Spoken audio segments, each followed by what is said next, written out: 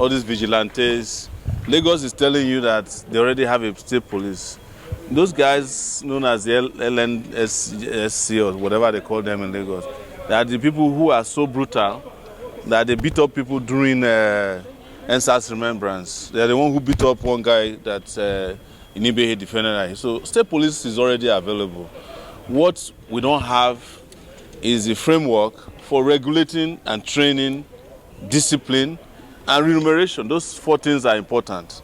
You can't have state police, give them guns, and not pay them properly. And these governors are, you know them, they are deadbeats. They don't like paying salaries. And there has to be a process for regulation. So that if somebody is a policeman working in the state, if it goes beyond his bound, there must be a federal police that can bring them to order. Or if they go rogue, there must be a federal that takes over that state police while we fix it. And to make sure that the governors do not use them to commit crime. Because even now, as we're speaking, governors are using the federal police to commit crime, because that's what most people are worried about with regards to state police. But I've always stated it that I do not mind if we have federal police, state police, local government police, town police, campus police. We need police everywhere. But we don't need a police state. That's where we have a problem. A police state is one in which the police is the most superior and does whatever it likes. So, but it's good to have. And already, most communities already have their own police. We just don't call them state police. Okay, sir. DCP Kyari was discharged and acquitted of his non-declaration of assets KCB, and his 2 brothers were dismissed. And in court, the judge made a statement that he said Abba Kyari has represented Nigeria with bravery. So what do you... Is that not the same judge that sent Nnamdi Kanu to prison? That tells you where the judges and their loyalty is. But I've not seen the judgment. I don't want to preempt what he said, but I've also always stated that some of these cases will fall apart while you are no longer paying attention, and when the people who are being prosecuted play the right ball. Maybe Abba Kyari has joined the APC, who knows? I don't know, but if he did, then you can also expect his next case to collapse the way this one. The truth is that the Nigerian system is so bad, even prosecutors can't do a clean job because they never present the real case. They don't have the competence, they don't have the capacity to prosecute. That is why most of the time prosecution looks like persecution, because they never have their skin in the game. So lastly, sir, I would like you to give That's us... lastly on your side. Yeah. So I'd like you to give us details about the issues surrounding these Ondo activists with the Minister of Interior, Tunji Ojo. No, I've stated it. I have a zero tolerance policy for any government official who is using the police, the army, DSS, or even vigilante to oppress anyone. And my position is stated clearly on Facebook yesterday.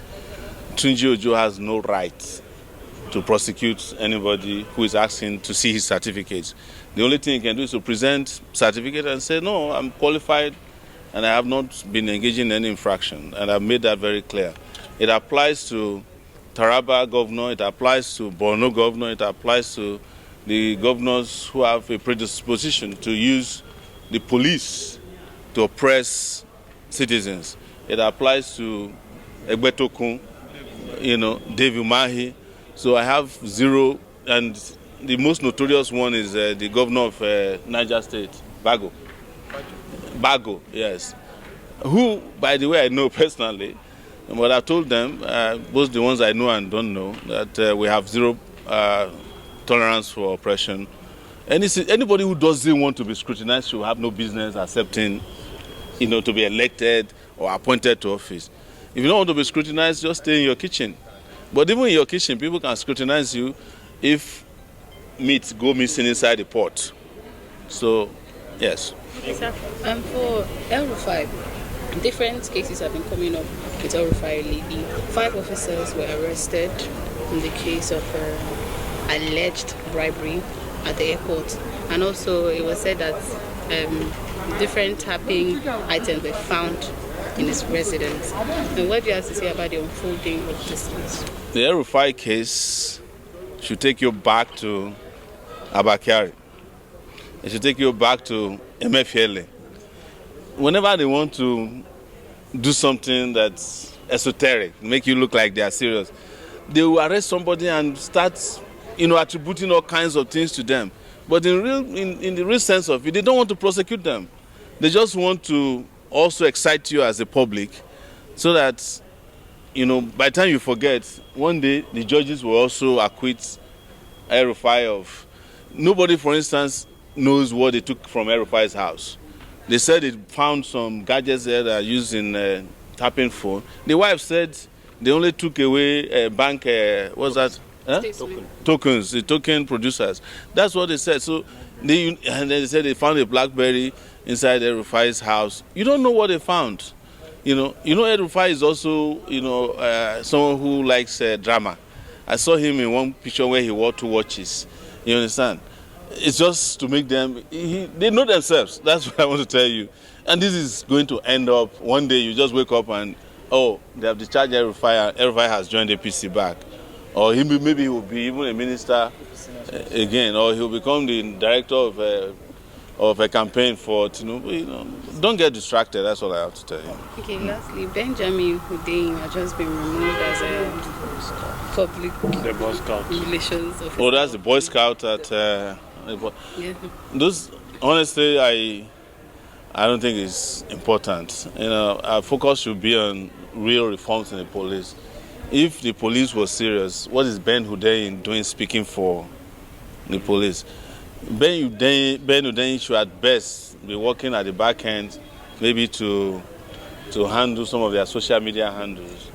That's, he was wrongly promoted. Ben Hundeyin is a CSP that was promoted to ACP. He's part of Course 25 of the police. All his mates are still CSPs. What is he doing as ACP? Did he lead any battle, in which Nigeria was liberated or he finished up? No, he cannot. But anyway, there were some of the guys who thought that Egbetokun will not leave. And now that Egbetokun has been kicked out, a lot of them will fall. But that's not what is important. What is important is to keep our SMD on the go. Big issue. Yeah. One more question. Yeah. The APC, the APC has been they are making Nigeria to move to a one-party system, and oppositions are angry and alleging that it is because of this that the ADC are being tracked about and they are looking for to remove the ADC. You see, my problem with the people you call opposition is that they are not opposition. They are not opposed to APC. What I'm angry about is that they are a distraction to real opposition. We are the ones who can tell you that we are opposed to the system. And that's why they bring criminal charges against us. But all these jokers who used to be in APC in 2023, some of them who have lost out and are looking for ways to go, but they're not opposition. The problem is that nobody can make Nigeria a one-party state if Nigerians don't make Nigeria a one-party state. Nobody. But